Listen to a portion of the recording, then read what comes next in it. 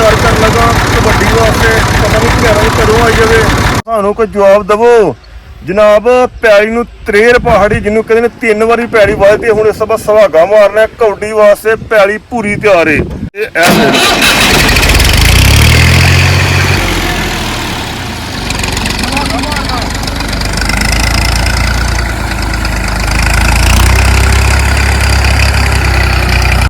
ਉਹ ਵੀਡੀਓ ਨਾ ਚਾਰ ਦੀ ਮਤਲਬ ਮਨ ਕਰੋ ਚੜਵਾ ਦੇਣੇ ਅਸੀਂ।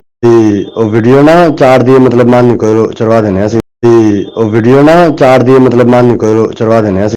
ਜੀ ਬਿਸमिल्लाहिर्रहमानिर्रहीम, अस्सलाम वालेकुम। उम्मीद कर रहा साथ भी ठीक ठाक ते फर्स्ट क्लास होवोगे।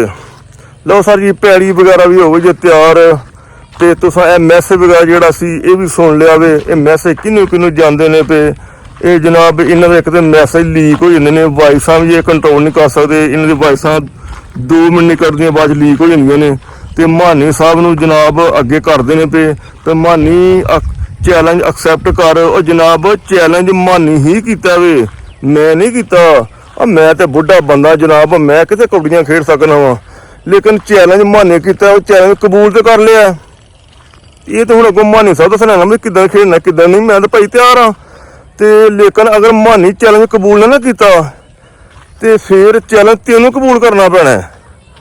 ये फिर तेरे खिलाफ वीडियो आनी है, तेनों कहना मैं तू मैदान च आ। हुण क्यों किसी नूं कहना लड़न वास्ते, भिड़न वास्ते, कबड्डी खेडन वास्ते, फिर कच्छा तू पा लई, फिर तू मैदान च आएगा, फिर तेरे नाल भाई मुकाबला होना ही। तो ये जे तो मानी ने इस वीडियो तक चैलेंज एक्सेप्ट कर लिया, टाइम देख लिया, डेट देख ली तो ठीक है, वेल एंड गुड। अगर ना दी तो फिर तारीख तेरे ते आ रही है, फिर कबड्डी तू खेडेगा। तो कबड्डी होनी है 8 मिनट की, कबड्डी भी जप्फा भी 8 मिनट, क्योंकि तुहाडियां वीडियो 8 मिनट दी होंदियां ने।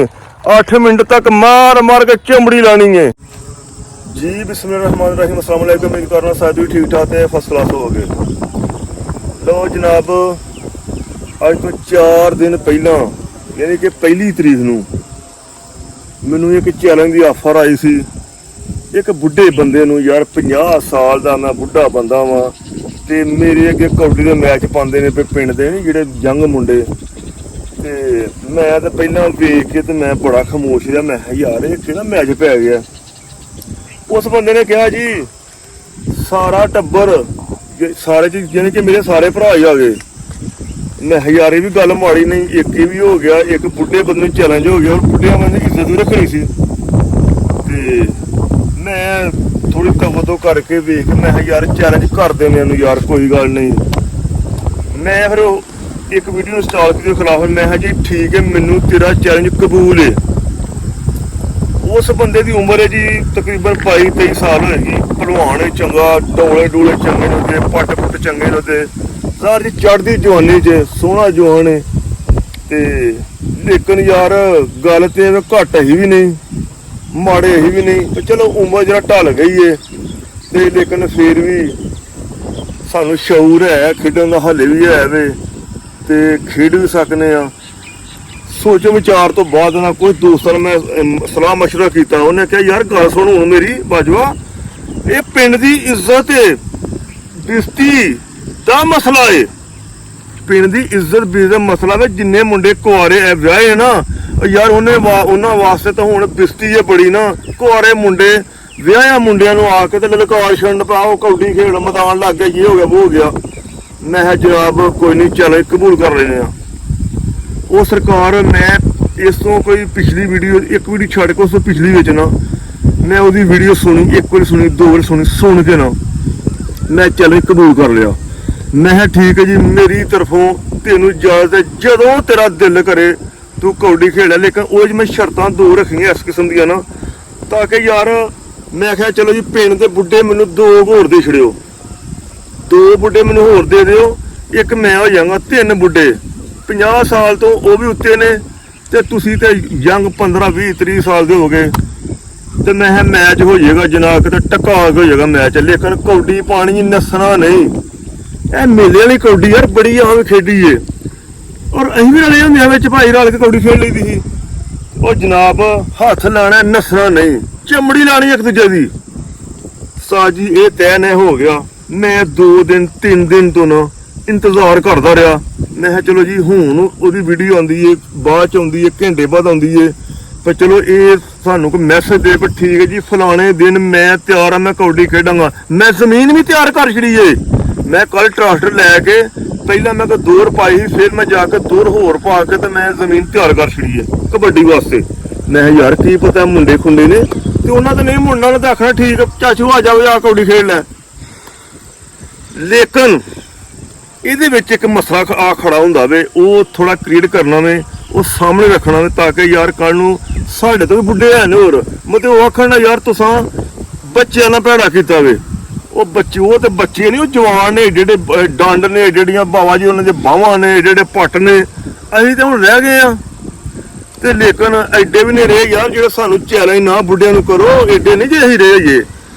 ਉਹਦੇ ਵਿੱਚ ਇਹ ਵੀ ਜਨਾਬ ਜਦੋਂ ਵੀ ਕਬੱਡੀ ਸ਼ੁਰੂ ਹੋਣੀ ਹੈ ਇੱਕ 50 ਰੁਪਏ ਦਾ ਸਟਾਂਪ ਪੇਪਰ ਲੈਣਾ ਹੈ, ਮੈਂ ਵੀ ਲੈਣਾ, ਉਸ ਬੰਦੇ ਵੀ ਲੈਣਾ। ਦੋਵੇਂ ਬੰਦੇ 50 ਰੁਪਏ ਦਾ ਸਟਾਂਪ ਲੈਣਗੇ, ਉਹਦੇ ਤਹਰੀਰਨਾਮਾ ਲਿਖਿਆ ਜਾਏਗਾ, ਮੇਰੇ ਸਟਾਂਪ ਤੇ ਵੀ ਉਹਦੇ ਸਟਾਂਪ ਤੇ ਵੀ ਤਹਰੀਰਨਾਮਾ। ਤਹਰੀਰਨਾਮੇ ਵਿੱਚ ਇਹ ਲਿਖਿਆ ਜਾਏਗਾ ਅਸੀਂ ਜੀ ਕਬੱਡੀ ਖੇਡਣ ਲੱਗੇ ਆ, ਕਿਸੇ ਨੂੰ ਚੋਟ ਲੱਗ ਜੇ, ਕਿਸੇ ਦੀ ਲੱਤ ਟੁੱਟ ਜੇ, ਕਿਸੇ ਨੂੰ ਕੋਈ ਮਸਲਾ ਮਸਾਇਲ ਹੋ ਜੇ, ਉਹਦਾ ਦੂਸਰਾ ਭਲਵਾਨ ਜ਼ਿੰਮੇਦਾਰ ਨਹੀਂ। ਫਾਰ ਐਗਜ਼ਾਮਪਲ ਅਗਰ ਮੇਰੇ ਕੋਲ ਜਿਹੜਾ ਮੇਰਾ ਮੁਖਾਲਫ ਹੁੰਦਾ, ਮੈਨੇ ਖੇਡ ਲੱਤ ਟੁੱਟ ਜਾਂਦੀ ਹੈ, ਲੱਤ ਤੋੜਨਾ ਕੋਈ ਬਹਾਦਰੀ ਨਹੀਂ, ਇਹ 5 ਮਿੰਟਾਂ ਦਾ ਕੰਮ ਹੈ ਇੰਜ, ਕਿਉਂਕਿ ਮੇਰੇ ਕੋਲ ਟੁੱਟੀਆਂ ਨੇ ਯਾਰ ਵੈਰੀ ਸਿੰਪਲ ਸਾਈਡ ਤੋਂ 5 ਮਿੰਟ ਟੁੱਟ ਗਈ, ਜਾਨੀ ਕਿ ਲੱਤ ਕੇ ਟੁੱਟ ਜੇ, ਬਾਂਹ ਟੁੱਟ ਜੇ, ਕੋਈ ਮਸਲਾ ਮਸਾਲ ਹੋਈਏ, ਉਹਦਾ ਦੂਜਾ ਭਲਵਾਨ ਜ਼ਿੰਮੇਦਾਰ ਨਹੀਂ। ਉਹ ਮੇਰੀ ਤੋੜ ਜੇ ਤੇ ਮੈਂ ਵੀ ਜਨਾਬ ਕਹਾਂਗਾ ਠੀਕ ਹੈ ਜੀ ਕੋਈ ਮਸਲਾ ਨਹੀਂ। ਇਹ ਹੋ ਗਿਆ। ਉਸ ਤੋਂ ਬਾਅਦ ਸਟਾਂਪ ਤੇ ਪੂਰੇ ਤਹਰੀਰਨਾਮਾ ਲਿਖਣਾ, ਮੇਰਾ ਤਹਰੀਰਨਾਮਾ ਲੈ ਕੇ ਨਹੀਂ ਆ ਜਾਣਾ, ਨਹੀਂ, ਮੈਂ ਵੀ ਆਪਣੇ ਵਾਲਦ ਕੋਲ ਸਾਈਨ ਕਰਵਾਉਣੇ ਨੇ।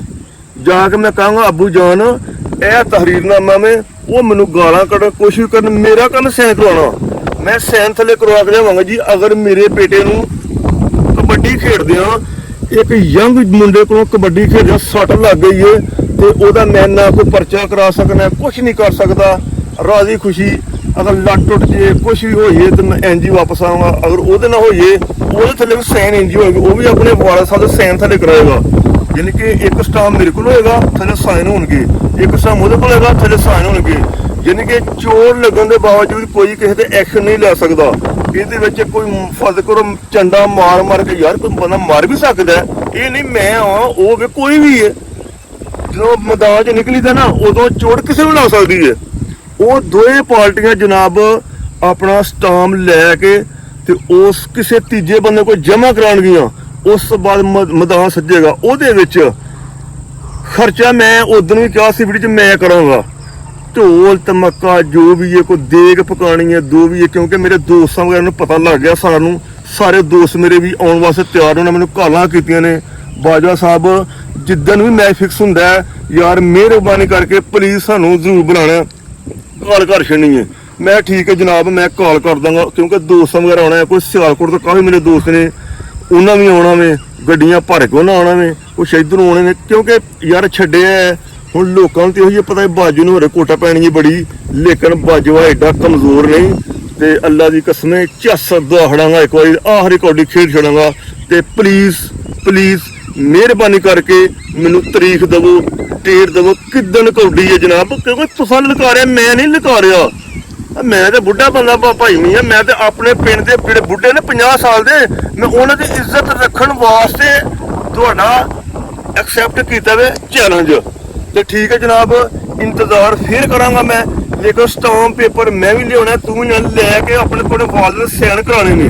ਤੇ ਠੀਕ ਹੈ ਜਨਾਬ ਵੀਡੀਓ ਕਾਫੀ ਲੰਬੀ ਹੋ ਗਈ, ਲਾਈਕ ਕਰਿਓ, ਸ਼ੇਅਰ ਕਰਿਓ ਤੇ ਮੈਸੇਜ ਜਿਹਨੇ ਮੇਰੇ ਖਿਲਾਫ ਕਬੱਡੀ ਖੇਡਣੀ ਹੈ, ਮਾਨੀ ਭਾਈ ਸਾਹਿਬ, ਮਾਨੀ ਸਾਹਿਬ, ਜੋ ਵੀ ਮਾਨੀ ਸਾਹਿਬ ਮੈਸੇਜ ਦਵੋ ਜਨਾਬ, ਤਾਰੀਖ ਮੈਨੂੰ ਟਾਈਮ ਦਿਓ, ਡੇਟ ਦੇਵੋ।